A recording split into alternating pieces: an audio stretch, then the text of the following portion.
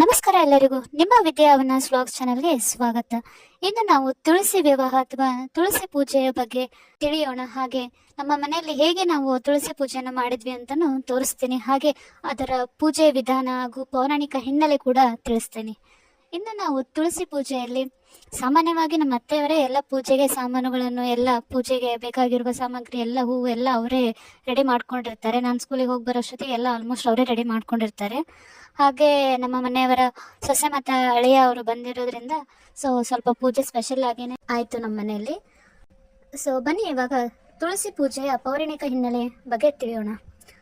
ತುಳಸಿ ಎಂದರೆ ತುಲನನಸ್ತಿ, ಅಂದರೆ ಗುಣದಲ್ಲಿ ತುಲನೆ ಮಾಡಲು ಸಾಧ್ಯವಾಗದಿರುವ ಗಿಡವೇ ತುಳಸಿ.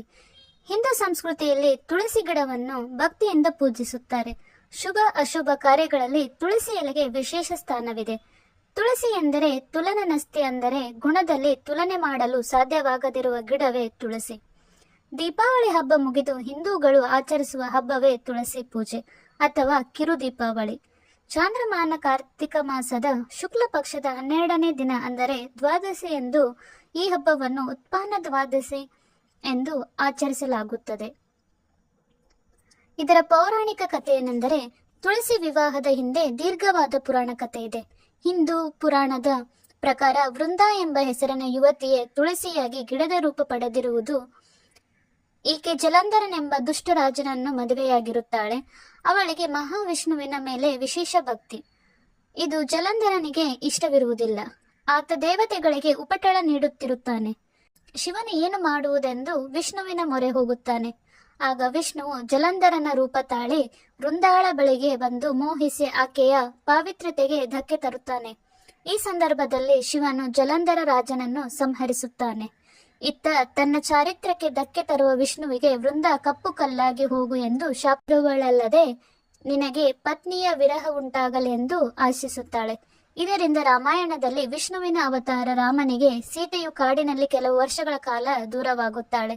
ತನ್ನ ಚಾರಿತ್ರ್ಯಕ್ಕೆ ಧಕ್ಕೆ ಉಂಟಾದುದರಿಂದ ವೃಂದಾಪತಿಯ ಚಿತೆಗೆ ಹಾರಿ ಸಾವಿಗೀಡಾಗುತ್ತಾಳೆ. ವಿಷ್ಣುವು ಆಕೆಯ ಆತ್ಮವನ್ನು ತುಳಸಿ ಗಿಡವಾಗಿ ಪರಿವರ್ತಿಸಿ ಮುಂದಿನ ಜನ್ಮದಲ್ಲಿ ಸಾಲಿಗ್ರಾಮವಾಗಿ ಪ್ರಬೋಧಿನಿ ಏಕಾದಶಿಯ ದಿನ ತುಳಸಿಯನ್ನು ಮದುವೆಯಾಗುತ್ತಾನೆ ಎಂಬ ಕಥೆ ಇದೆ. ಇದರ ಸಂಕೇತವೇ ವಿಷ್ಣು ತುಳಸಿ ವಿವಾಹ. ಇನ್ನೊಂದು ಪುರಾಣದ ಪ್ರಕಾರ ದೇವತೆಗಳು ದಾನವರು ಕ್ಷೀರಸಾಗರವನ್ನು ಕಡೆದಾಗ ಕೊನೆಯಲ್ಲಿ ಅಮೃತ ಬಂತು. ಅದನ್ನು ಕೈಗೆ ತೆಗೆದುಕೊಂಡ ವಿಷ್ಣುವಿನ ಕಣ್ಣುಗಳಿಂದ ಬಂದ ಆನಂದ ಬಾಷ್ಪಗಳು ಕಲಶದಲ್ಲಿ ಬಿದ್ದು ಅದರಿಂದ ಒಂದು ಸಣ್ಣ ಗಿಡ ಹುಟ್ಟಿತು.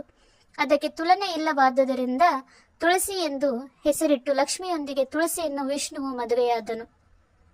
ಹಿಂದೂ ಧರ್ಮದಲ್ಲಿ ಮಹಾವಿಷ್ಣುವಿನ ಮಡದಿ ಎಂದು ಅವರಿಬ್ಬರಿಗೆ ನಡೆಯುವ ವಿವಾಹವನ್ನು ತುಳಸಿ ವಿವಾಹ ಎಂದು ಕರೆಯುತ್ತಾರೆ. ತುಳಸಿ ಗಿಡಕ್ಕೆ ವಿವಾಹವೆಂದರೆ ಮಳೆಗಾಲ ಮುಗಿದು ಚಳಿಗಾಲದಲ್ಲಿ ಹಿಂದೂ ಮದುವೆಗಳು ಆರಂಭವಾಗುವ ಸಮಯವೆಂದರ್ಥ.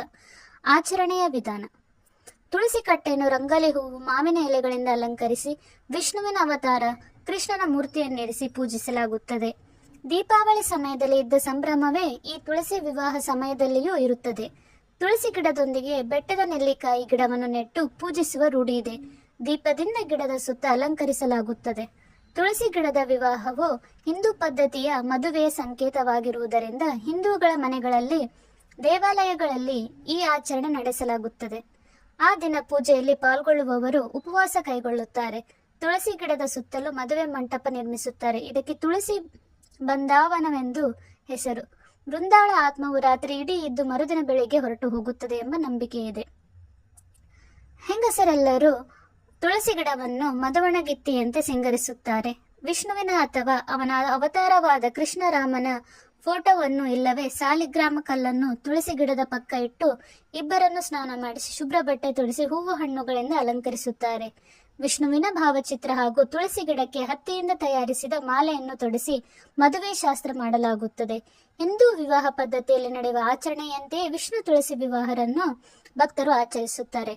ಆಚರಣೆ ವಿಧಾನ ರಾಜ್ಯದಿಂದ ರಾಜ್ಯಕ್ಕೆ ಭಿನ್ನವಾಗಿರುತ್ತದೆ. ಮದುವೆ ನಡೆಸುವವರು ಕಾರ್ಯಕ್ರಮಕ್ಕೆ ಬಂದವರು ಅಲ್ಲಿ ಸೇರಿರುತ್ತಾರೆ. ಮದುವೆಯನ್ನು ನೋಡಿ ಬಾಯಿ ತುಂಬ ಹರಿಸುತ್ತಾರೆ. ವಧುವರರಿಗೆ ಉಡುಗೊರೆ ನೀಡುವ ಸಂಕೇತವಾಗಿ ಪೂಜೆ ಏರ್ಪಡಿಸಿದ ಮನೆಯ ಹುಡುಗಿಯರಿಗೆ, ಮಹಿಳೆಯರಿಗೆ, ಪುರುಷರಿಗೆ ಅತಿಥಿಗಳು ಉಡುಗೊರೆ ಕೊಡುತ್ತಾರೆ. ನಂತರ ಭೋಜನ ಮುಗಿಸಿ ಮನೆಗೆ ತೆರಳುತ್ತಾರೆ. ಅನೇಕ ಸಂಪ್ರದಾಯ ಆಚರಣೆಗಳನ್ನು ಹೊಂದಿರುತ್ತದೆ. ತುಳಸಿ ಗಿಡ ಉತ್ತಮ ಔಷಧೀಯ ಗುಣವುಳ್ಳದ್ದು. ಮನೆಯ ಸುತ್ತಮುತ್ತ ತುಳಸಿ ಗಿಡ ಬೆಳೆಸಿದರೆ ಸೋಂಕು, ಕ್ರಿಮಿಕೀಟಗಳು, ರೋಗ ರುಜಿನಗಳು ಬರುವ ಸಾಧ್ಯತೆ ಕಡಿಮೆ ಎನ್ನುತ್ತಾರೆ. ಮಳೆಗಾಲ, ಚಳಿಗಾಲದಲ್ಲಿ ತುಳಸಿ ಎಲೆಯನ್ನು ಕಾಳು ಮೆಣಸು ಜೊತೆ ಸೇರಿಸಿ ಕಷಾಯ ಮಾಡಿ ಕುಡಿದರೆ ಶೀತ, ತಲೆನೋವು, ಜ್ವರ, ಕಫ 1-2 ದಿನಗಳಲ್ಲಿ ಮಾಯವಾಗಿ ಬಿಡುತ್ತದೆ. ಚಿಕ್ಕ ಮಕ್ಕಳು ಹೊಟ್ಟೆ ನೋವು ಎಂದು ಅಳುತ್ತಿದ್ದರೆ ತುಳಸಿ ಎಲೆಯನ್ನು ಚೆನ್ನಾಗಿ ಅರೆದು ರಸ ಹಿಂಡಿ 1 ಕಲ್ಲು ಉಪ್ಪು ಬೆರೆಸಿ 1-2 ಚಮಚ ಕುಡಿಸಿ ನೋಡಿ. ಕೆಲವೇ ಹೊತ್ತಿನಲ್ಲಿ ನೋವು ಉಪಶಮನವಾಗುತ್ತದೆ. ತುಳಸಿ ಎಲೆ ಅಲರ್ಜಿ ಶಮನಕಾರಿಯೂ ಹೌದು.